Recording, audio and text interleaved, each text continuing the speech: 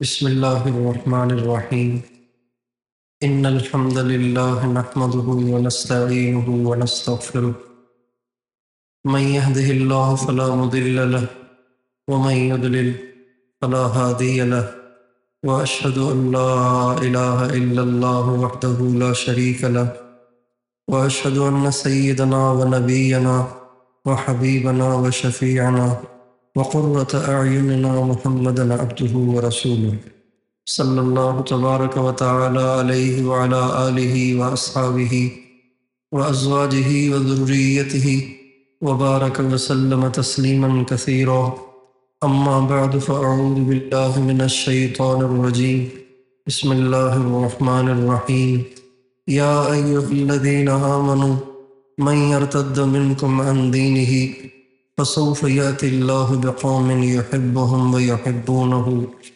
سبحان ربک رب العزة عما یصفون وسلام علی المرسلین والحمد للہ رب العالمین اللہم صلی علی سیدنا محمد وعلی آل سیدنا محمد وبارک وسلم۔ اللہ تعالیٰ نے انسان کے وجود کو مختلف اعضاء کا مجموعہ بنایا ہے اور ہر عضو کا اللہ تعالیٰ نے الگ کام رکھا ہے۔ ہاتھوں کا کام پکڑنا ہے اور پاؤں کا کام چلنا ہے، زبان کا کام بولنا اور چکھنا ہے، کانوں کا کام سننا ہے، آنکھ کا کام دیکھنا ہے، دماغ کا کام سوچنا ہے۔ اسی طرح انسان کے جسم کے اندر بھی بہت سی چیزیں ہیں، ان کے الگ الگ کام ہیں۔ پھیپھڑے کا الگ کام ہے، گردوں کا الگ کام ہے، جگر کا الگ کام ہے، بڑی آنت کا کام الگ ہے، چھوٹی آنت کا کام الگ ہے، معدے کا کام الگ ہے، مثانے کا کام الگ ہے۔ ان اندر پھیلے ہوئے بہت سے اعضاء میں سے ایک عضو دل بھی ہے، چھوٹا سا ہے، ایک سیب جتنا ہوتا ہے، چھوٹے سیب جتنا ہوتا ہے۔ اللہ تعالیٰ نے اس دل کو جو بنایا ہے وہ صرف محبت کے لیے بنایا ہے۔ جیسے آنکھ دیکھے بغیر رہ نہیں سکتی، زبان بولے بغیر رہ نہیں سکتی، کان سنے بغیر رہ نہیں سکتے، اسی طرح انسان کچھ بھی کر لے یہ دل کسی سے لگے بغیر رہ نہیں سکتا، کسی نہ کسی پہ فدا ہوتا ہے، کسی نہ کسی کو چاہتا ہے، کسی نہ کسی پہ مرتا ہے، کسی نہ کسی کا دیوانہ ہوتا ہے۔ دنیا میں جتنے انسان ہیں یہ سب کے سب عاشق ہیں۔ اگر دنیا میں اس وقت 7.5 ارب انسان ہیں تو 7.5 ارب کے 7.5 ارب عاشق ہیں۔ محبوب سب کے الگ الگ ہیں، کوئی کسی لڑکی کا عاشق ہے، کوئی کسی لڑکے کا عاشق ہے، کوئی اپنی بیوی کا عاشق ہے، کوئی اپنے بچوں کو دل دیے ہوئے ہے، کوئی اپنے کاروبار کو دل دیے ہوئے ہے، کوئی اپنی ملازمت کو دل دیے ہوئے ہے، کوئی اپنے آپ ہی پہ فدا ہوتا ہے۔ کسی کو پیسے کا عشق ہے، کسی کو عہدے اور کرسی کا عشق ہے، سب عاشق ہیں، اس لیے کہ دل ہے ہی اس کے لیے۔ اللہ تعالیٰ یہ چاہتے ہیں کہ میرا بندہ دل صرف مجھ سے لگائے اور کسی سے نہ لگائے، اور یہ غیرت کا تقاضا ہے، یہ غیرت کا تقاضا ہے۔ اللہ تعالیٰ کا اپنے بندوں اور بندیوں کے ساتھ سب سے گہرا رشتہ ہے۔ رشتے بہت سارے ہیں، ایک رشتہ ماں اور بچوں کا ہے، باپ کا اور بچوں کا ہے، ایک رشتہ بھائی بھائی کے ساتھ ہے، ایک رشتہ بہن کا بھائی کے ساتھ ہے، ایک رشتہ بھانجے کا ماموں کے ساتھ، بھتیجے کا چچا تایا کے ساتھ ہے۔ یہ سارے رشتے، پوتے کا دادا کے ساتھ ہے، نواسے کا نانا کے ساتھ ہے، یہ سارے رشتے ہیں۔ لیکن یہ سارے رشتے وقتی ہیں، ہمیشہ رہنے والے نہیں ہیں۔ میں جس کا بیٹا ہوں 100 سال پہلے تو اس کا بیٹا نہیں تھا۔ میں جس عورت کا خاوند ہوں آج سے 50 سال پہلے تو میں اس کا خاوند نہیں تھا۔ میں جس بھائی کا بھائی ہوں آج سے 50-100 سال پہلے تو اس کا بھائی نہیں تھا۔ یہ تو دنیا میں آیا تو اگر جس ماں نے مجھے جنا اس ماں کے پیٹ سے اور بھی جتنے نر اور مادہ پیدا ہوئے، جنم لیا جنہوں نے، وہ میرے بھائی بہن بن گئے، ورنہ اس سے پہلے میرے بھائی بھی نہیں تھے، میری بہنیں بھی نہیں تھیں۔ یہ سب رشتے تھے نہیں، ہو گئے ہیں، اور یہ رشتے باقی نہیں رہتے، یہ رشتے بھی ختم ہو جاتے ہیں۔ لیکن اللہ کے ساتھ اس کے بندوں اور بندیوں کا جو رشتہ ہے وہ ازل سے ہے، ہمیشہ سے ہے اور ہمیشہ رہے۔ یہ رشتے فانی ہیں، یہ محبتیں فانی ہیں، یہ تعلقات فانی ہیں، یہ دل کا لگاؤ فانی ہے۔ کوئی چاہے کسی پہ کتنا ہی مرتا ہو، لیکن جب اس کا محبوب مر جاتا ہے تو آہستہ آہستہ اس کی محبت ٹھنڈی پڑتے پڑتے پڑتے، سرد پڑتے پڑتے ختم ہو جاتی ہے۔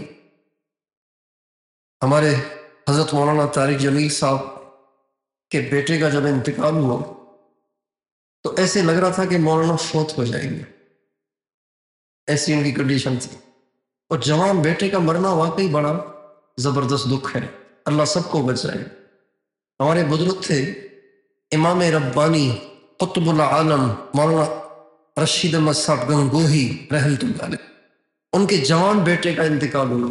وہ اپنے زمانے کے کتب تھے، پوری دنیا کے کتب تھے، اتنے بڑے اللہ والے تھے، اپنے دور کے امام تھے، اپنے دور کے کتب تھے۔ جوان بیٹے کا انتقال ہوا تو نڈھال ہو گئے، مرتے دم تک بیٹے کے انتقال کے بعد مرتے دم تک کبھی کسی نے ان کو ہنستے ہوئے نہیں دیکھا، اتنا انہوں نے دل پہ لیا بیٹے کی موت کو۔ اولاد کے صدمے انسان کو جوانی میں بوڑھا کر دیتے۔ ایک دفعہ مجھے کسی ان نون نمبر سے میسج آیا، پتہ نہیں کون تھے وہ، لیکن میسج ایک سطر تھا، ایسا تھا کہ بس نڈھال کر دیا اس میسج نے مجھے۔ وہ میسج یہ تھا، میں آج اپنے بیٹے کی قبر پہ کھڑا ہوا ہوں، مرنا تو مجھے چاہیے تھا لیکن میرا بیٹا مجھ سے پہلے چلا گیا، آج میں اس کی قبر پہ کھڑا ہوں، اللہ کسی دشمن کو بھی یہ دن نہ دکھایا۔ تو مولانا طارق جمیل صاحب کا حال عجیب تھا، لیکن جو ہی وقت گزر رہا ہے ان کی طبیعت بحال ہو رہی ہے، وہ جو ان کے چہرے پہ اداسی تھی اب وہ نہیں رہی، وہ جو ان میں ذوف آ گیا تھا وہ اب نہیں رہا، وہ جو ان کے چہرے کی چمک چلی گئی تھی وہ اب نہیں، وہ اب دوبارہ آ گئی ہے۔ ان کے الفاظ میں جو لڑکھڑاہٹ آ گئی تھی وہ ختم ہو گئی ہے، دوبارہ ان کی زبان میں روانی آ گئی ہے، اور وہ جو مسکرانا ان کا بند ہو گیا تھا اب دوبارہ مسکرانے لگ گئے، ہنس رہے، مسکرا رہے، کھا رہے، پی رہے، ادھر جا رہے ادھر جا رہے۔ دنیا کے رشتے عارضی ہیں، دنیا کی محبتیں عارضی ہیں، دنیا کے تعلقات عارضی ہیں، لیکن اللہ کے ساتھ اس کے بندوں اور بندیوں کا جو رشتہ ہے یہ ازل سے ہے، ہمیشہ سے ہے اور ہمیشہ رہے۔ اللہ پہلے بھی ہمارا رب تھا، آج بھی ہمارا رب ہے، ہمیشہ ہمارا رب رہے گا۔ ہم پہلے بھی اس کی مخلوق تھے، آج بھی اس کی مخلوق ہیں، آئندہ بھی اس کی مخلوق رہیں گے۔ ہم پہلے بھی اس کے محتاج تھے، آج بھی اس کے محتاج ہیں، آئندہ بھی اس کے محتاج رہیں گے۔ اللہ تعالیٰ چاہتے ہیں کہ ہم اس دنیا کے مختصر سے عرصے میں بھی اللہ تعالیٰ سے لا تعلق نہ رہیں، اللہ سے تعلق جوڑے رکھیں، اللہ یہ چاہتے ہیں۔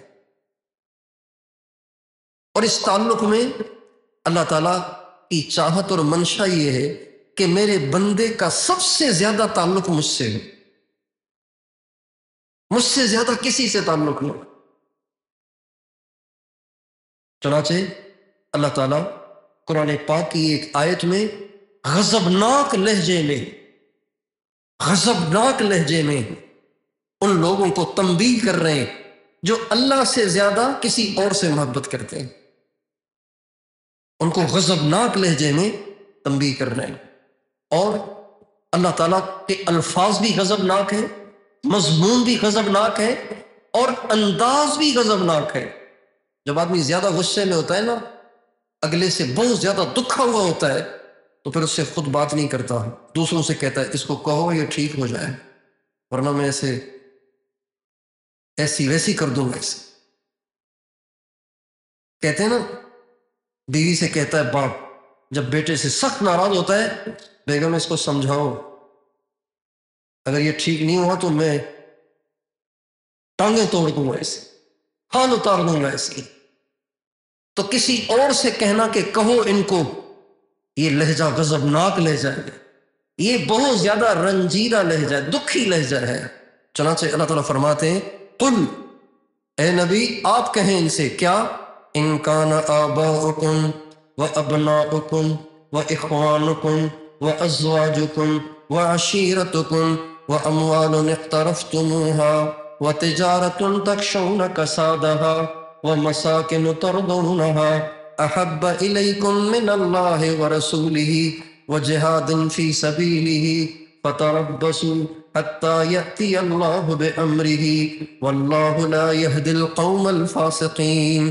اے نبی آپ کہیں ان سے، اگر تمہارے باپ، تمہارے بیٹے، تمہارے بھائی، تمہاری بیویاں، تمہارا قبیلہ، تمہارا مال دولت اور تمہارے بنگلے، گاڑیاں، کوٹھیاں، یہ تمہیں اللہ اور اس کے رسول سے اور اللہ کے راستے میں جہاد سے زیادہ عزیز ہیں، تو پھر تم انتظار کرو۔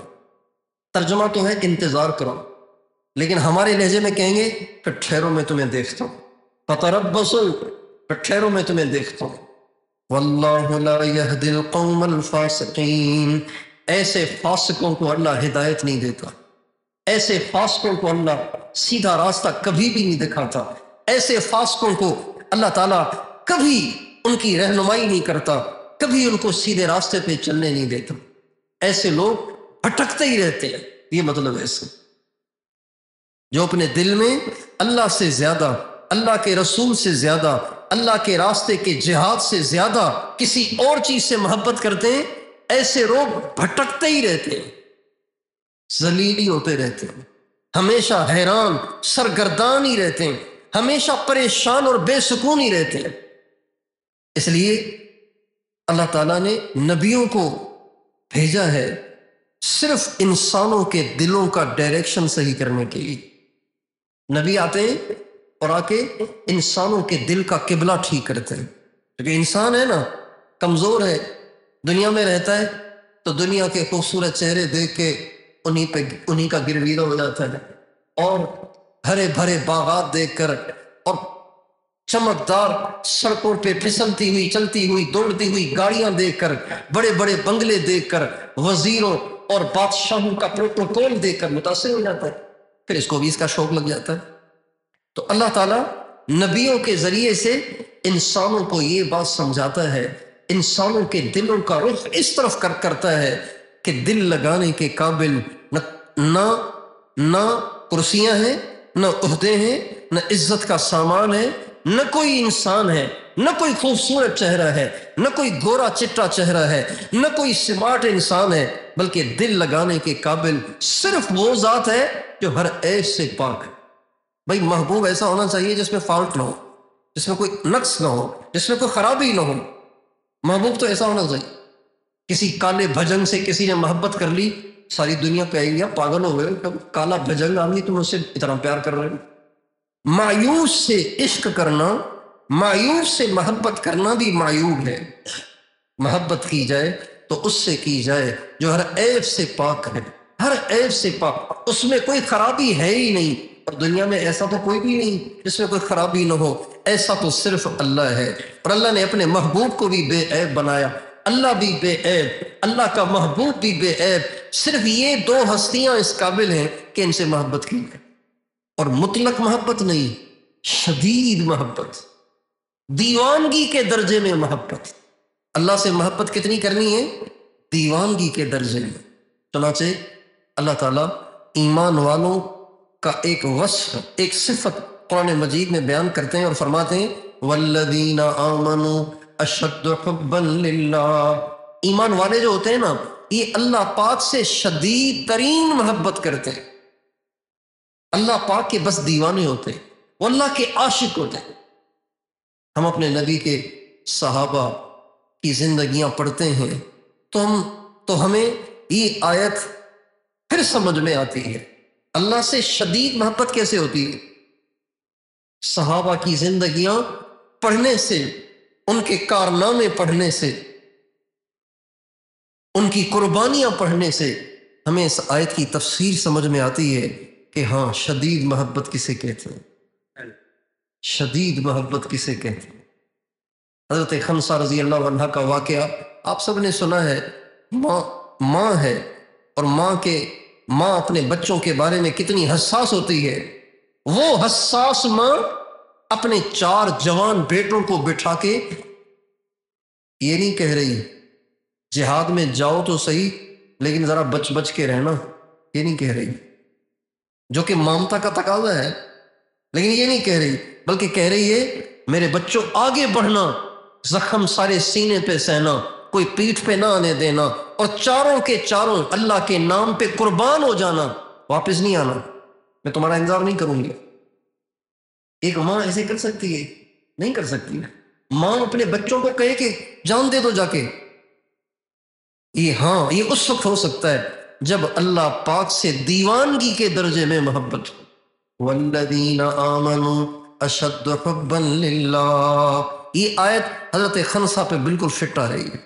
حضرت امام حسین کربلا میں ہے اور ظہر کے بعد کا ٹائم ہے، پیاس سے نڈھال ہو رہے ہیں۔ حضرت عباس سے، جو بھائی تھے، چھوٹے بھائی تھے حضرت عباس، حضرت علی کے بیٹے، حضرت فاطمہ سے نہیں کسی اور بیوی سے، ان سے فرمایا کہ آپ پانی کا انتظام کریں۔ وہ چند ساتھی لے کر دریائے فرات کی طرف گئے پانی بھرنے کے لیے، تو دشمن نے راستہ روکا، لڑتے لڑتے آخر حضرت عباس نے 6 مشکیزیں بھر ہی لی اور وہ لے آئے اور آ کے ساتھیوں کو پلائے، لیکن امام حسین نے خود نے نہیں پی، ساتھیوں نے پیا، بچوں نے پیا، عورتوں نے پی، امام حسین نے خود نے نہیں پی۔ جب امام حسین کے اکثر سب ساتھی شہید ہو گئے اور وہ اکیلے رہ گئے تو پیاس کی وجہ سے اب چکر آنے لگ گئے، چلا نہیں جا۔ حضرت امام حسین نے سب سے پہلے دریائے فرات کا رخ کیے اور وہاں سے پانی پینے کے لیے آگے بڑھے۔ راستے میں رکاوٹیں آئیں، ساری رکاوٹوں کو دور کر کے دریا کے پاس پہنچے۔ جو ہی پانی سے چلو بھر کر منہ کی طرف لے جانے لگے، ابن الموقت نے ایک تیر مارا جو گلے میں آ کر لگا، جس سے خون کا فوارہ نکلا، اور وہ جو چلو میں پانی تھا وہ خون میں تبدیل ہو گیا۔ تو آسمان کی طرف دیکھ کے کہنے لگے، یا اللہ اگر تیرا یہی فیصلہ ہے تو میں راضی ہوں۔ تو مجھے پیاسا رکھنا چاہتا ہے، پیاسا دیکھنا چاہتا ہے تو ہم پیاسے رہنا۔ پھر بد دعا دی، اللہم اقتلہم بددا، اللہم احصہم عددا واقتلہم بددا، اے اللہ میں تیرے فیصلے پہ راضی ہوں، لیکن یہ جن نے میرے ساتھ اتنا بڑا ظلم کیا ہے، ان میں سے ایک کو چن چن کے ہلاک کرنا۔ اور یہ بد دعا لگ گئی سب کو۔ پھر واپس میدان میں تشریف لائے، لڑتے رہے اکیلے۔ جب پھر نڈھال ہوئے تو اپنے خیمے کی طرف گئے اور سر زخمی ہو گیا تھا تو اپنے سر پہ پگڑی باندھی، اپنے زخم سے بہنے والے خون کو روکنے کے لیے سر پہ پگڑی باندھ دی، اور پگڑی باندھ کے جب نکلنے لگے تو آپ کی اہلیہ نے آپ کے چھوٹے بیٹے جو بھی دودھ پی رہے تھے حضرت عبداللہ، ان کو پیش کیا کہ آپ جا رہے ہیں، اب ان کو پیار کرتے جائیں۔ جو ہی بچے کو گود میں لیا تو ایک تیر پھر چلا جو بچے کے گلے میں آ کر لگا، اور بچہ تڑپ تڑپ کے حضرت امام حسین کی گود ہی میں بچے نے جان دی۔ تو اس بچے کو آسمان کی طرف اٹھایا اور کہا، یا اللہ اگر آپ اس میں راضی ہیں تو حسین بھی راضی، آپ کی رضا یہی ہے، ٹھیک ہے ہم بھی راضی۔ والذین آمنوا اشد حبا للہ، جو ایمان والے ہوتے ہیں وہ اللہ پاک سے شدید ترین محبت کرتے ہیں، اتنی محبت کرتے ہیں کہ اللہ کے آڑے جو بھی آ جائے وہ اس کو رونتے چلے جاتے ہیں، پلانگتے ہوئے چلے جاتے ہیں۔ اللہ کے آڑے کسی چیز کو وہ آڑے نہیں آنے دیتے، اتنی اللہ سے محبت کرتے۔ آج امت مسلمہ جس تنزل کا شکار ہے، دین سے دوری میں مبتلا ہے، مختلف بیماریوں میں مبتلا ہے، اس کی کیا وجہ ہے؟ اس کی وجہ یہ ہے کہ اللہ تعالیٰ سے جس درجے کی محبت ہونی چاہیے تھی وہ محبت اب ختم ہو گئی. دل بجھے ہوئے، دل بجھے ہوئے. اور دل کی ظلمت اور سیاہی کا عالم یہ ہے کہ مسلمان کہتا ہے نماز تو بڑا اچھا کام ہے لیکن ٹائم ہی نہیں ملتا، کیا کریں؟ اللہ اکبر. کہتا ہے ٹائم ہی نہیں ملتا، کیا کریں؟ جنہیں محبت ہوتی ہے، جنہیں محبت ہوتی ہے تو وہ تو ساری دیواریں توڑ کے اللہ کے ہاں حاضری دیتے ہیں، ساری رکاوٹیں توڑ کے اللہ کے ہاں حاضری دیتے ہیں، ساری مجبوریوں کے باوجود اللہ کے ہاں حاضریاں دیتے ہیں، ساری معذوریوں کے باوجود اللہ کے ہاں حاضری دیتے ہیں. امام حسین 10 محرم کربلا میں جب ظہر کی نماز کا وقت ہو رہا ہے تو نماز چھوڑ نہیں رہے، نماز پڑھ رہے ہیں. حضرت خبیب رضی اللہ عنہ ہمارے نبی کے صحابی جب ان کو سولی چڑھانے لگے تو پوچھنے والوں نے پوچھا کوئی آخری خواہش ہے؟ کہنے لگے ہاں نماز کی خواہش، نماز کی خواہش. اس کو کہتے ہیں دیوانگی کے درجے میں محبت. والذین آمنوا اشد حبا للہ، ایمان والے تو اللہ کے دیوانے ہوتے ہیں.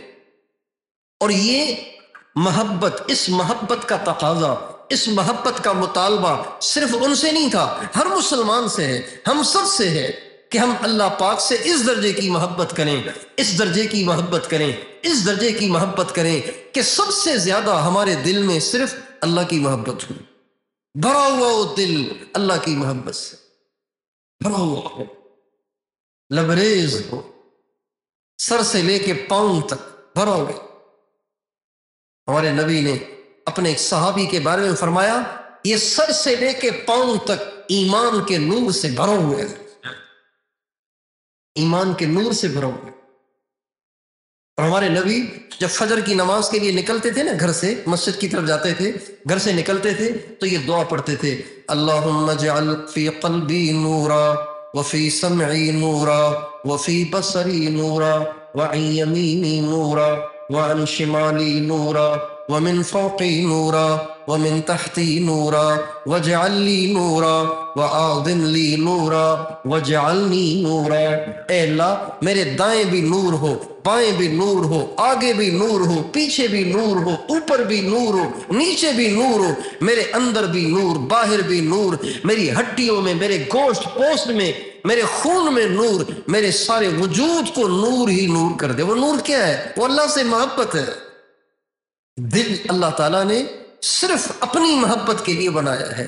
اب جب اس دل میں کسی اور کی محبت آتی ہے تو اس کی سب سے پہلی سزا یہ ملتی ہے کہ انسان کی زندگی کا سکون چھن جاتا ہے. آپ ساری دنیا میں اللہ کے غیر کے عاشقوں کی زندگی کو دیکھیں، کتنی زندگی ان کی بے سکون ہے. یہ پہلی سزا ہے. غیر اللہ سے عشق کرنے والے، غیر اللہ سے محبت کرنے والے، غیر اللہ پہ مر مٹنے والے، غیر اللہ کو دل دینے والے کو سب سے پہلی سزا اللہ یہ دیتے ہیں اس کا کھانا چھن جاتا ہے، اس کی نیند چھن جاتی ہے، اس کو اپنے رشتے ناتے اچھے نہیں لگتے، اس کی زندگی اجیرن ہو جاتی ہے، اجیرن ہو جاتی ہے. اور جب سے یہ انٹرنیٹ کا دور آیا ہے تب سے، اور بے پردگی اور بے حیائی پھیلی ہے، تب سے ہر آدمی اس مصیبت میں مبتلا ہو گیا ہے. عشق مجازی، غیر اللہ کی محبت ہے.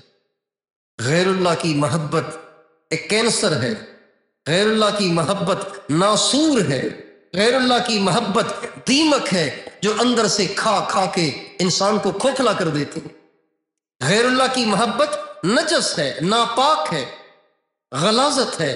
غیر اللہ سے محبت بے حیائی ہے. غیر اللہ سے محبت بے غیرتی ہے. غیر اللہ سے محبت حیوانیت ہے، انسانیت نہیں ہے، حیوانیت ہے. پاکیزہ محبت یہ ہے کہ دل اللہ کا دیوانہ ہو، اللہ کا عاشق ہو، اللہ سے محبت ہو، اللہ کو یاد کرتا ہو، اللہ کا نام لے کے اسے رونا آتا ہو، اللہ کے نبی کو یاد کر کے رونا آتا ہو، اللہ کے نبی پہ مرتا مٹتا ہو. یہ محبت پاکیزہ ہے اور یہ محبت جنت میں لے جانے والی ہے. ایک صحابی ہمارے نبی کے پاس آئے تو بڑے اداس تھے، انصاری تھے. کہنے لگے آپ نے پوچھا پریشان کیوں ہو؟ کہنے لگے یا رسول اللہ پریشان اس بات پہ ہوں کہ آپ تو مرنا تو ہم سب نے ہی ہے، آپ نے بھی دنیا سے جانا ہے، تو دنیا سے جانے کے بعد آپ تو پتہ نہیں جنت کے کس اونچے مقام میں ہوں گے، ہم تو آپ کے امتی چھوٹے چھوٹے پتہ نہیں کتنا نیچے ہوں گے، تو آپ تو بہت اوپر ہوں گے، ہم تو نیچے ہوں گے، پتہ نہیں آپ سے ملاقات ہو سکے گی کہ نہیں ہو سکے گی۔ اور جنت میں جب آپ سے ملاقات نہیں ہوگی تو جنت میں مزہ کیسے آئے گا؟ جنت میں کیسے مزہ آئے گا؟ دیکھیں نا محبت، کیا شان ہے صحابہ کی، کتنی محبت ہے ان کو حضور سے۔ بھئی جنت مل جائے اور کیا چاہیے؟ کہتے ہیں جنت بھی ہمارے کام کی تب ہے نا جب حضور سے ملاقات ہو، جب حضور سے ملاقات نہ ہو تو جنت کو ہم نے کیا کرنا ہے؟ آپ نے فرمایا المرء مع من احب، جو جس سے محبت کرتا ہوگا جنت میں اس کے ساتھ ہوگا۔ صحابہ کہتے ہیں ہمیں کسی اور چیز سے اتنی خوشی نہیں ہوئی جتنی ہمارے نبی کے اس بول سے خوشی ہوئی کہ جو جس سے محبت کرتا ہے جنت میں اس کے ساتھ ہوگا، اور ہمیں تو سب سے زیادہ اللہ اور اللہ کے نبی سے محبت ہے، تو یہ ہمارے لیے سب سے بڑی بشارت ہے۔ اب اس ایک اللہ کے نبی کے ایک چھوٹے سے ارشاد کو، دو لفظوں کا ارشاد ہے، اس پہ آپ غور کریں کہ جو جس سے محبت کر رہا ہے جنت میں بھی اس کے ساتھ رہنا چاہتا ہے، جو جس گلوکارہ پہ مر رہا ہے جنت میں اس کے ساتھ رہنا چاہتا ہے، جو جس فنکارہ سے محبت کرتا ہے کیا جنت میں اس کے ساتھ رہنا چاہتا ہے؟ المرء مع من احب، جنت میں اس کے ساتھ ہوں گے جس سے محبت ہوگی۔ غزوہ احد میں جب لڑائی ختم ہوئی، آپ علیہ السلام کو افاقہ ہوا تو آپ علیہ السلام شہداء کو دیکھنے نکلے، کون شہید ہوا ہے، تو شہداء کی لاشوں کے درمیان گھومتے گھومتے ایک صحابی کے پاس سے گزر ہوا، ان کا نام تھا عمارہ بن زید، عمارہ بن زید، عمارہ بن زیاد، عمارہ بن زیاد ان کے پاس سے گزر ہوئے تو محسوس ہوا کہ ابھی ان میں کچھ سانس باقی ہے، تو آپ ان کے پاس چلے گئے۔ جب ان کے پاس گئے تاکہ کھڑے ہوئے تو حضرت عمارہ نے محسوس کیا کہ سرکار تشریف لائے ہیں، تو تھوڑا سا گھسٹ کر اپنے رخسار کو حضور کے قدموں پہ رکھ لیا، اور اللہ کی شان، رخسار کو آپ کے قدموں پہ رکھتے ہی ان کی روح پرواز کھا گئی۔ اس کو کہتے ہیں دیوانگی کے درجے میں محبت۔ نکل جائے دم تیرے قدموں کے نیچے، یہی دل کی حسرت یہی آرزو ہے، کوئی تجھ سے کوئی کچھ مانگتا ہے، میں تجھ سے تجھی کو خدا مانگتا ہوں، کوئی مجھ سے پوچھے میں کیا چاہتا ہوں، میں اپنے خدا سے خدا مانگتا ہوں، وہ ہو جائے میرا میں ہو جاؤں اس کا، یہی رات دن میں دعا مانگتا ہوں، نہ یہ چاہتا ہوں نہ وہ چاہتا ہوں، میں اپنے خدا سے خدا چاہتا ہوں، ذرا سا تو دل ہوں مگر شوق اتنا، وہی لن ترانی سنا چاہتا ہوں۔ ایسی اللہ سے محبت ہو کہ اللہ کے علاوہ کسی کی طرف دل مائل نہ ہو، اور یہ جو اللہ کے غیر کی طرف دل مائل ہوتا ہے نا، یہ دل کے اندھا ہونے کے بعد ہوتا ہے۔ پہلے کسی گناہ کی وجہ سے دل اندھا ہو جاتا ہے، اندھا ہو جاتا ہے، اندھا ہو جاتا ہے، پھر اس کے بعد اللہ کے غیر پہ دل آتا ہے۔ اللہ کے غیر پہ دل آنا یہ اللہ کی طرف سے سزا ہوتی ہے کسی گناہ کی، یہ عشق مجازی، یہ اللہ پاک کا عذاب ہے، اللہ پاک کی طرف سے سزا ہے کسی گناہ کی، اور یہ ایسی مصیبت ہے، ایسی بلا ہے، ایسی مصیبت ہے، ایسی بلا ہے کہ اس میں مبتلا ہو جانے کے بعد انسان نہ دین کا رہتا ہے نہ دنیا کا رہتا ہے، ذلیل اور خوار ہو جاتا ہے، بدنام ہو جاتا ہے، معاشرے میں اس کی کوئی ویلیو نہیں رہتی ہے، اور اللہ کے ہاں بھی ذلیل ہو جاتا ہے۔ علامہ ابن قیم رحمۃ اللہ علیہ نے ایک واقعہ لکھا ہے، فرماتے ہیں مصر میں ایک بڑی مسجد تھی، اس کا ایک مؤذن تھا۔ تو پہلے زمانے میں اسپیکر نہیں ہوتے تھے، تو بڑے بڑے مینار ہوتے تھے، ان میں کھڑے ہو کے مؤذن اذان دیتے تھے، تو وہ آواز دائیں بائیں جاتی تھی۔ تو وہ اذان کا ٹائم ہوا تو وہ چھت پہ چڑھا، مینار پہ چڑھ رہا تھا، تو چڑھتے چڑھتے مسجد کے پڑوس میں ایک عیسائی کا گھر تھا، اس میں اس کی نظر چلی گئی، اور اس کی لڑکی صحن میں کوئی بیٹھی ہوئی تھی، تو اس پہ اس کی نگاہ پڑ گئی، اور نگاہ جو پڑی تو دل آ گیا۔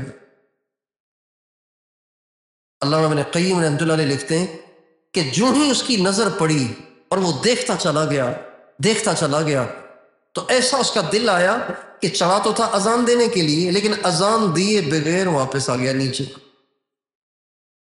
اور واپس آ کے مسجد سے باہر نکلا تاکہ دروازہ کھٹکھٹایا، تو وہ نصرانی نکل آیا، عیسائی نکل آیا، کہا جی کیا کام ہے؟ کہ میں آپ سے آپ کی بیٹی کا رشتہ لینے آیا ہوں۔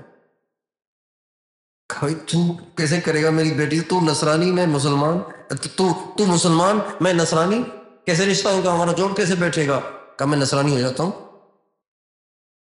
وہیں دروازے پہ کھڑے کھڑے عیسائی ہوا، اسلام سے خارج ہوا، اور اسی وقت اندر گیا۔ اس نصرانی نے دیکھا کہ مسجد کا مؤذن نصرانی ہو رہا ہے، تو اس کے تو ہمارے نیارے ہو گئے، وہ تو خوش ہو گیا، اندر لے گیا، اسی وقت نکاح ہو گیا۔ اور گھر کے اوپر کمرہ تھا، کہا یہ کمرہ ہے، چلے جاؤ اس میں۔ جو ہی کمرے کی طرف جانے لگا، سیڑھی پہ چڑھا اور پاؤں پھسلا اور الٹ کے گرا اور گردن ٹوٹی اور مر گیا۔ یہ عشق مجازی ایسی بلا ہے، ایسی مصیبت ہے، ایسا اللہ کا عذاب ہے، جس کی دنیا اور آخرت دونوں اللہ برباد کرنا چاہتے ہیں، اس کو اس دلدل میں پھنساتے ہیں۔ اس لیے میرے دوستو، ہمیں اللہ سے محبت کرنی ہے۔ دنیا میں چاہے کوئی کتنا خوبصورت کیوں نہ ہو، لیکن پیٹ میں تو اس کے پاخانہ ہی ہوگا، پیٹ میں تو اس کے پیشاب ہی ہوگا، اور اندر میں تو اس کے گندگی ہی ہوگی۔ ہڈیوں کا ڈھانچہ ہے، اس ڈھانچے کو اللہ نے گوشت سے ڈھانپ لیا ہے، اس پہ اللہ نے کھال چڑھا دی ہے۔ یہی انسان کی حقیقت ہے نا، اور کیا ہے؟ اس کے علاوہ کیا ہے انسان؟ لیکن یہ حقیقت جب نہیں سمجھ میں آتی اور دل اندھا ہوتا ہے، پھر انسان فدا ہوتا ہے، پھر انسان کسی پہ عاشق ہوتا ہے۔ ایک بزرگ تھے حضرت سلیمان بن یسار رحمۃ اللہ علیہ، وہ جا رہے تھے حج کے لیے، تو راستے میں ابوا ایک بستی ہے جہاں ہمارے نبی صلی اللہ علیہ وسلم کی والدہ محترمہ کی قبر ہے، ابوا۔ اس بستی کے قریب انہوں نے راستے میں ٹینٹ لگایا اور ڈیرا ڈال لیا، پڑاؤ ڈالا آرام کے لیے۔ سلیمان بن یسار انتہا درجے کے خوبصورت تھے، بیٹھے ہوئے تھے، ساتھی سے کہا کہ تم جا کے کھانا لے آؤ۔ وہ بستی سے کہیں کھانا لینے گیا، یہ خود بیٹھ گئے انتظار میں۔ اتنے میں ایک عورت قریبی پہاڑ تھا اس پر سے اتری اور آ کے خیمے کے سامنے کھڑی ہو گئی۔ سلیمان نے سوچا پتہ نہیں کون ہے، نگاہ جو اٹھائی تو ایک عورت، اور انتہا درجے کی خوبصورت، اور وہ کہنے لگی سلیمان تم بھی خوبصورت ہو، میں بھی خوبصورت ہوں، میں تمہارے ساتھ خلوت چاہتی ہوں۔ تو امام غزالی رحمۃ اللہ علیہ نے یہ واقعہ لکھا ہے احیاء العلوم میں۔ وہ فرماتے ہیں کہ جو ہی اس عورت نے پیشکش کی تو حضرت سلیمان بن یسار رونے لگے، اور اتنا روئے کہ عورت کو خوف آنے لگ گیا، وہ وہاں سے بھاگی، یہ روتے چلے گئے۔ جب ساتھی آیا تو دیکھا کہ سلیمان بہت رو رہے ہیں۔ تو ساتھی نے کہا بھی مسئلہ کیا ہوا ہے؟ کوئی نقصان ہوا ہے؟ کسی نے مارا ہے؟ کوئی تکلیف پہنچی ہے؟ کوئی درد ہے؟ بتاؤ تو صحیح۔ روئے چلے جا رہے، اتنا روئے کہ وہ جو ساتھی آیا تھا وہ بھی رونے بیٹھ گیا۔ جب افاقہ ہوا تو سارا قصہ سنایا، تو کہا اس میں رونے کی کیا بات ہے؟ کہا رو اس بات پہ رہا ہوں کہ مجھ سے ایسا کون سا گناہ ہوا کہ شیطان کو مجھ میں اس عورت کے ذریعے سے بہکانے کی طمع ہو گئی۔ شیطان کو جرت کیوں ہوئی اس بات کی کہ وہ اس عورت کو اکسا کے میرے پاس بھیجے؟ اس کا مطلب ہے نا مجھ میں کوئی کمی جس کی وجہ سے شیطان کو طمع ہو گئی کہ بھئی سلیمان کو گمراہ کرنا آسان ہے۔ اس لیے میرے دوستو، ہم آپ مرد عورتیں نوجوان بوڑھے سب کے سب اپنے دلوں پہ محنت کر کے اپنے دل کو اللہ کی محبت سے منور کریں، اپنے دل کو اللہ کی محبت سے بھریں۔ یہ محبت دنیا میں بھی عزت کا باعث ہے، موت کے وقت بھی عزت کا باعث ہے، قبر میں بھی عزت کا باعث ہے، حشر میں بھی عزت کا باعث ہے، اور جنت میں بھی عزت کا باعث بنے گی۔ ہمارے نبی کا ارشاد ہے، جب ایمان کے نور والا، جس کے پاس ایمان کا خوب نور ہوگا، جب وہ میدان محشر سے جنت کی طرف جائے گا اور پل صراط پر سے گزرے گا تو اس کا نور اتنا زیادہ، وہ نور کیا ہے؟ وہ اللہ سے محبت ہے، وہ اللہ سے محبت ہے۔ اس کا نور اتنا زیادہ ہوگا کہ جب وہ پل صراط پر سے گزرے گا تو اس کا نور نکل کے باہر آ جائے گا، اس کے اندر میں جو چھپا ہوا ہوگا نا نور، وہ نکل کے باہر آ جائے گا۔ جب وہ اس نور کی روشنی میں پل صراط کو پار کر رہا ہوگا تو جہنم چیخ اٹھے گی اور کہے گی مر یا ولی اللہ فإن نورک اطفأ لہبی، اللہ کے ولی جلدی سے گزر جا، تیرے اس نور سے میرے شعلے بجھے۔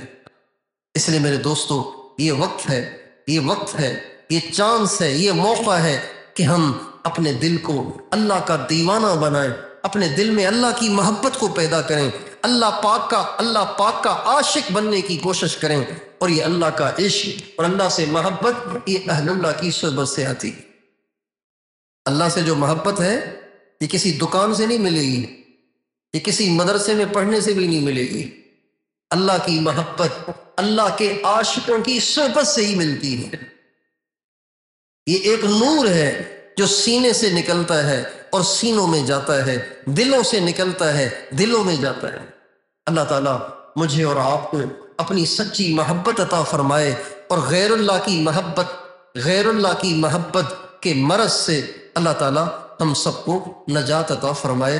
تو وہی اہل اللہ کی صحبت اختیار کریں گے انشاءاللہ، اللہ پاک سے سب سے زیادہ محبت کریں گے انشاءاللہ۔ محبت کے کچھ تقاضے ہوتے ہیں، محبت کا تقاضا ہوتا ہے محبوب کی اطاعت کرنا۔ محبت کا تقاضا کیا ہوتا ہے؟ محبوب کی اطاعت کرنا، اللہ کی اطاعت کرنا، یہ اللہ سے محبت کا تقاضا ہے۔ محبوب سے محبت کا ایک تقاضا ہے اس کی ناپسندیدہ باتوں سے دور رہنا، یعنی اللہ سے محبت کا تقاضا ہے کہ ہم اللہ کی نافرمانی سے بچیں۔